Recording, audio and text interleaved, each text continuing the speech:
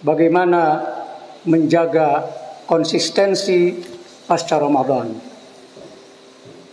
Hadirin sidang Jumat yang berbahagia, kita baru saja selesai melaksanakan ibadah puasa bulan Ramadan selama kurang lebih 30 hari atau sebulan.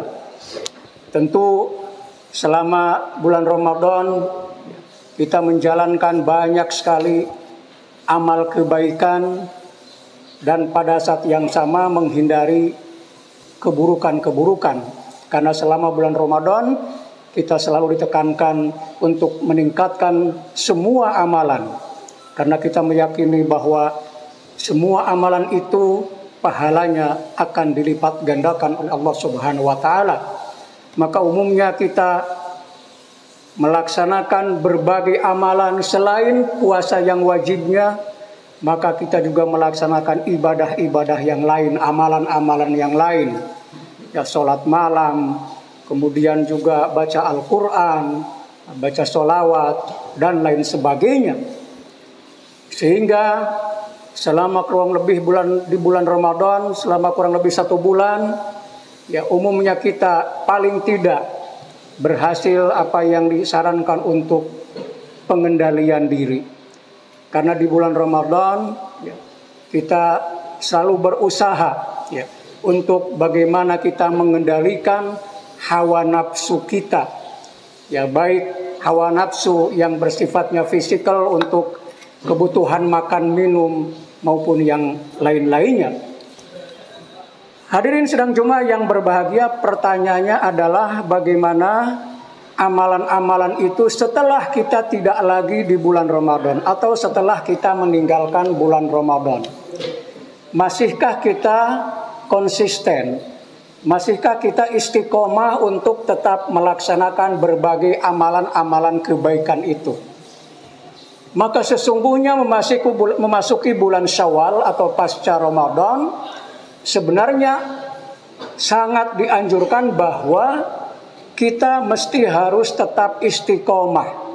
Maka tugas kita di bulan Syawal bahkan di bulan-bulan setelahnya adalah bagaimana kita menjaga konsistensi, menjaga istiqomah supaya amalan-amalan selama di bulan Ramadan tetap kita laksanakan di bulan-bulan setelahnya. Meskipun mungkin tidak 100%, tapi beberapa persen, sebagian atau lebih dari sebagiannya kita bisa tetap melaksanakan.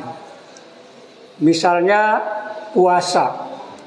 Kita selesai melaksanakan ibadah yang wajibnya puasa Ramadan, maka memasuki bulan Syawal kita dianjurkan untuk melanjutkan puasa yang lain, yaitu puasa Syawal, 6 hari di bulan Syawal. Dan ini ganjarannya tidak main-main, sama seperti 1 tahun kita berpuasa. Seperti dalam hadis Nabi ya, disebutkan an Abi Ayyub anna Rasulullah sallallahu alaihi wasallam qala man shoma ramadhana thumma atba'u sittan min Syawal kana kasyamid dahri, rawahu Muslim. Bahwa barang siapa yang berpuasa bulan Ramadan kemudian atba'u sittan min Syawal ya, diikuti dengan 6 hari di bulan Syawal, maka kana kasyamid dahri, sama seperti bulan puasa selama setahun ganjarannya. Ini artinya luar biasa. Ini sebetulnya hadis ini menurut saya menuntut kita supaya kita tetap konsisten. Adapun pelaksanaan 6 hari Syawal bisa secara berturut-turut, bisa juga tidak. Yang penting 6 hari di bulan Syawal. Ada beberapa orang yang lebih suka langsung. Begitu Idul Fitri besoknya sudah mulai 6 hari Syawal. Karena mungkin kalau memulai lagi tidak begitu sulit. Kalau sudah ketinggalan beberapa hari akan sulit lagi memulai. Maka langsung dilaksanakan 6 hari setelah Idul Fitri. Maka 6 hari di bulan Syawal.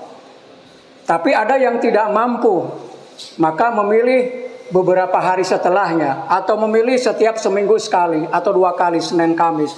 Sama saja, yang penting 6 hari di bulan Syawal.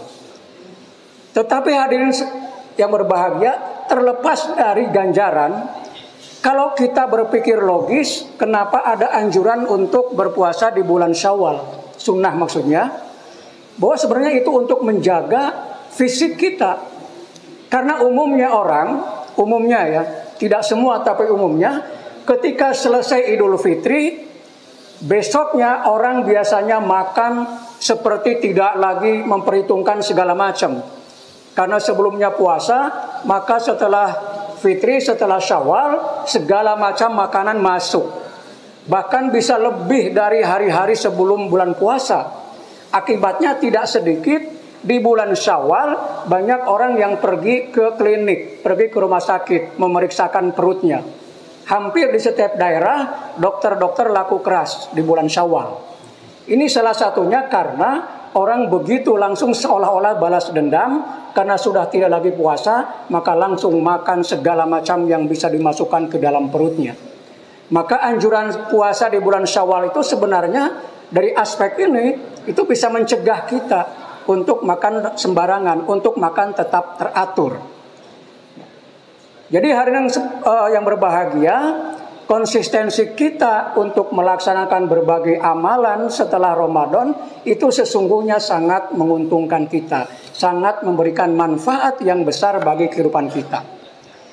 Tentu bukan hanya puasa yang bisa kita lanjutkan. Membaca Al-Quran, biasanya kita tadarus, mungkin ada yang selesai khatam selama bulan Ramadan sekali, bahkan mungkin ada yang lebih dari sekali.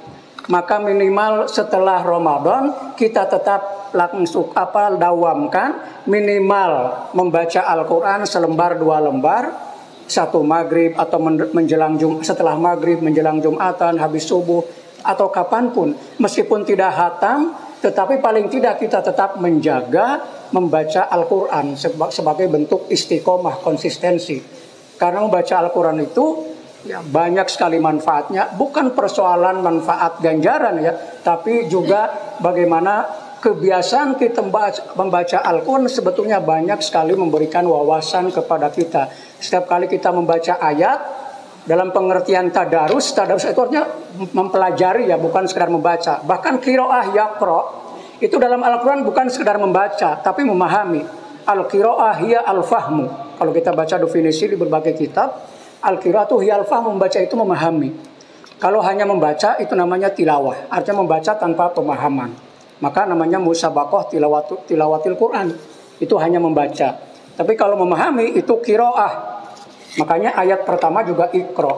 Baca dan pahami. Kira-kira seperti itu. Maka melanggengkan membaca Al-Quran setelah lewat bulan Ramadan, ini salah satu amalan yang lain yang mari kita tetap jaga untuk selanjutnya. Nah, kalau kita bisa menjaga itu semua, artinya bahwa Ramadan yang telah kita laksanakan atau puasa yang telah kita laksanakan di bulan Ramadan itu memberikan pengaruh yang positif, memberikan pengaruh yang sangat baik bagi kehidupan kita di bulan-bulan berikutnya. Ibaratnya kita memperbaiki kendaraan, tune up dan lain sebagainya, maka setelah itu kita bisa melaksanakan, kita bisa membawa kendaraan itu dengan sangat baik. Nah, itulah Ramadan. Kita kemarin seolah-olah diri kita di tune up, ya, dilatih dan lain sebagainya, maka di bulan ini dan seterusnya kita melanjutkan penjagaan itu, tetap konsisten, tetap istiqomah. Meskipun sekali lagi mungkin tidak 100% ya, tetapi paling tidak sebagiannya atau lebih dari sebagian atau mungkin kurang dari sebagian, tetapi paling tidak ada yang tetap konsisten kita laksanakan. Hari ini sang Jumat barangkali itulah yang bisa khotib sampaikan. Mudah-mudahan kita semua termasuk orang-orang yang konsisten atau istiqomah untuk melaksanakan amalan-amalan yang selama Ramadan kita lakukan.